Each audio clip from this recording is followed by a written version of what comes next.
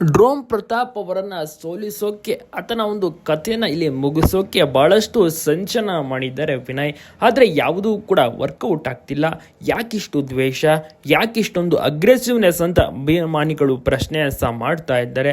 ಹೌದು, ಡ್ರೋಮ್ ಪ್ರತಾಪ್ನ ಕಂಡ್ರೆ ಮುಂಚೆಯಿಂದಲೂ ಕೂಡ ಆಗೋದಿಲ್ಲ ವಿನಯ್ ಅವರಿಗೆ. ಆರಂಭದಲ್ಲಿ ಅಷ್ಟೇ ರೆಕ್ಕೆ ಪುಕ್ಕ ಕಟ್ ಮಾಡ್ತೀನಿ ಅಂತೆಲ್ಲ ಹೇಳಿದ್ರು. ನಂತರ ಅವರೊಂದು ಕಣ್ಣನ್ನು ಕೂಡ ಡ್ಯಾಮೇಜ್ ಮಾಡ್ತಾರೆ. ಸೊ ಈ ರೀತಿ ಸಾಕಷ್ಟು ರೀತಿಯಲ್ಲಿ ಒಂದು ಪನಿಷ್ಮೆಂಟ್ ಆಗಿರ್ಬೋದು, ನಂತರದಲ್ಲಿ ಒಂದು ಅಗ್ರೆಸಿವ್ನೆಸ್ ಆಗಿ ಆಟ ಆಡುವುದು ಎಲ್ಲವೂ ಕೂಡ ಮಾಡಿದ್ದಾರೆ ವಿನಯ್ ಅವರು. ಅದು ಸಾಕಷ್ಟು ದೊಡ್ಡ ರೀತಿಯಲ್ಲಿ ಡ್ರೋಮ್ ಪ್ರತಾಪ್ ಅವರ ಮೇಲೆ ಪರಿಣಾಮ ಬೀರಿದ ಬಹಳಷ್ಟು ನೋವು ಉಂಟಾಗಿದೆ.